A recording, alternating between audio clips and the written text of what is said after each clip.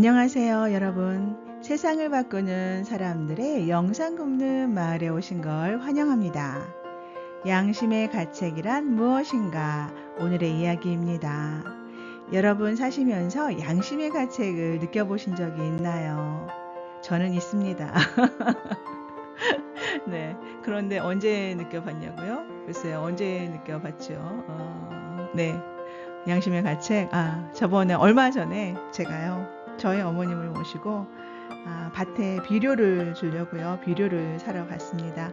그때 저는 출근 준비를 해서 하이힐을 신고 옷을 다 차려입은 상태에서 갔어요.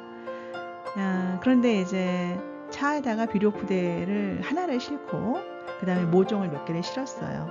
그런데 제가 옷을 갖춰 입었기 때문에 비료 부대는 못 들겠더라고요. 그래서 저희 어머님께서 들으시고 제가 모종을 들었습니다. 가벼운 모종을.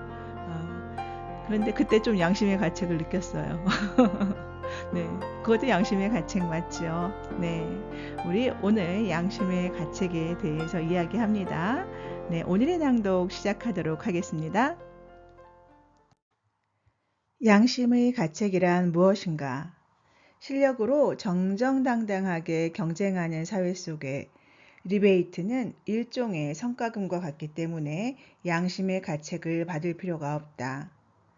사람은 동물과 달리 사물이나 현상을 앞에 놓고 사고를 통해 분별하는 능력인 지성을 가지고 있다. 그리고 지성은 사람의 성장에 가장 필요한 원천이다. 사리 분별을 제대로 못하는 사람을 두고 우리는 똥인지 된장인지 구별 못한다고 한다. 한마디로 생각 없이 넋놓고 사는 사람을 가리키는 말이다. 이런 사람과의 대화는 그야말로 숨이 꽉 막혀서 어떤 이야기를 해도 알아듣지 못한다.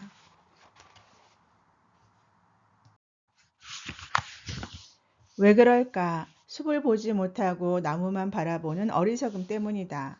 그런 사람에게는 애초부터 지성이 존재하지 않는다. 그럼 지성을 증득하기 위해서 어떤 노력을 해야 할까? 책을 많이 읽어서 지식을 쌓고 마음 수행을 열심히 하면 된다. 이로 인해 성숙한 정신과 지식이 합일되어 나중에 지성으로 바뀌게 되면 사물을 판단할 수 있는 지혜가 생긴다. 따라서 지성이 없는 사람은 지혜도 없다. 요즘 어떤 일을 앞에 놓고 옳고 그름을 제대로 판단하지 못해서 고민하다가 상담을 요청하는 사람이 가끔 있다. 친구가 건설공사에서 입찰 보는 일을 하고 있다고 합니다. 그런데 입찰이 끝나고 나면 상대방이 그에 대한 보답으로 가끔 리베이트를 챙겨준대요. 이 일로 인해서 친구가 양심의 가책을 많이 느껴요. 리베이트를 받지 말아야 할까요? 우리는 세상을 살면서 그때그때 어떤 중요한 일을 놓고 판단해야 할 일이 많다. 그때 필요한 것이 바로 지혜인데 지금 하고 있는 일이 옳은지 그른지 판단하는 건 말처럼 결코 쉽지 않다. 그렇다고 귀찮다고 놓아버리면 좋겠지만 먹고 사는 일이니 멀리 돌아갈 수도 없다. 나로서도 이런 상담을 받으면 답하기가 매우 곤란한 것은 사실이다. 리베이트는 일종의 뒷돈으로 자칫하면 뇌물로 오해받을 수도 있다.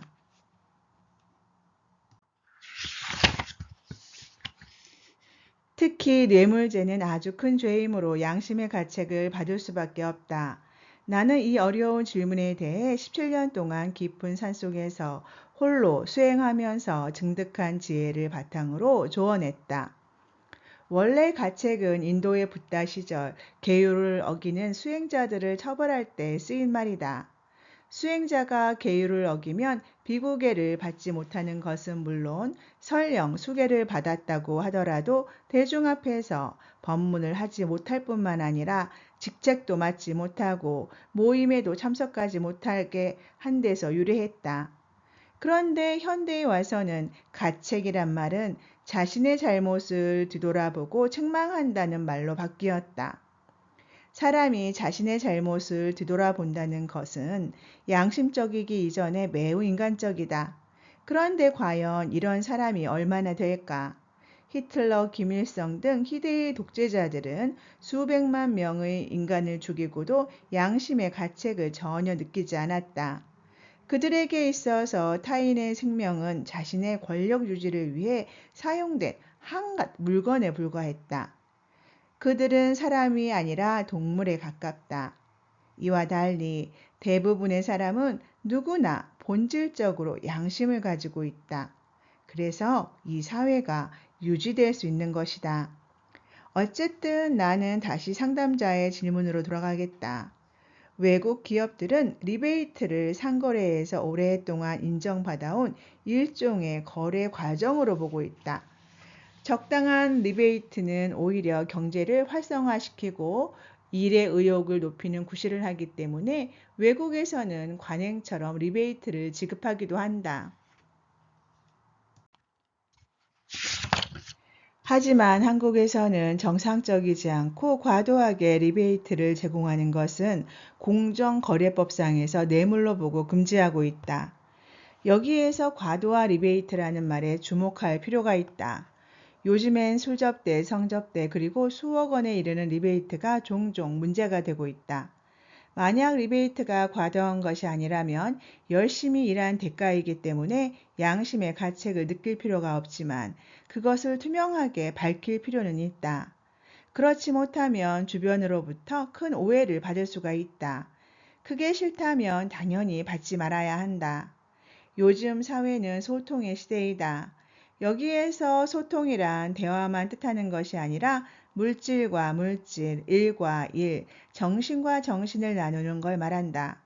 즉, 무언가를 주고받는 사회라는 뜻이다. 따라서 나의 견해는 외국처럼 합법적으로 리베이트를 인정한다면 오히려 기업이 더 발전할 수 있는 계기가 된다는 것이다. 그런데 오늘날 한국 사회는 어떤가? 법의 강력한 규제로 인해서 정당한 리베이트조차 인정하지 않고 있다. 왜 그럴까? 눈에 보이지 않는 뇌물에 소위 뒷돈이 판을 치기 때문이다. 이것은 아직 정정당당하게 실력으로 경쟁하는 사회가 만들어지지 않은 탓이기도 하다. 실력으로 경쟁하는 사회 속에서의 리베이트는 일종의 성과급과 같기 때문에 양심의 가책을 받을 필요가 없다. 문제는 실력 없는 사람이 리베이트를 주고받는 것이다. 그런 점에서 보면 리베이트는 자본주의 사회가 빚어낸 크나큰 모순이다. 하지만 리베이트도 사회를 움직이는 하나의 축이다. 아까도 말했지만 서로 눈 감아 주는 것보다 오히려 정정당당히 리베이트를 주고받는 사회가 더 좋다는 이야기다. 어둠 속에서만 주고받으니까 이것이 나중에 뇌물이 되는 것이다. 정당한 리베이트를 받았다면 애써 양심의 가책을 느낄 필요는 없다. 오히려 이 일을 계기로 더 좋은 성과를 만들면 된다.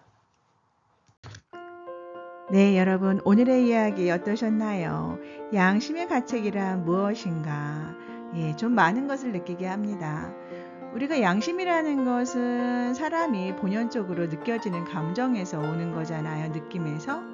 그런데 이게 어떠한 사회적인 규범으로 바뀌면 또 그렇게 해서 오는 것도 같습니다. 나라마다 느껴지는 양심의 가책이 다를 수도 있겠지요.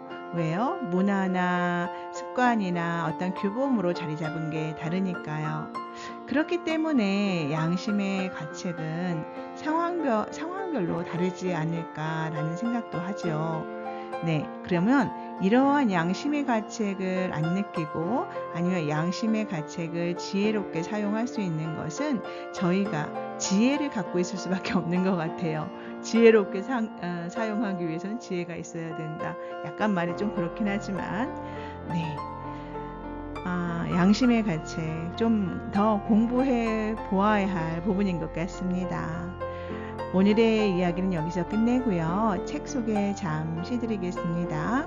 통찰과 역설, 본질을 알면 모순이 보인다 이고요. 저자 천공, 발행처 마음서재입니다. 여러분 오늘도 정말 감사드리고요. 기쁘고 즐거운 하루 만드세요.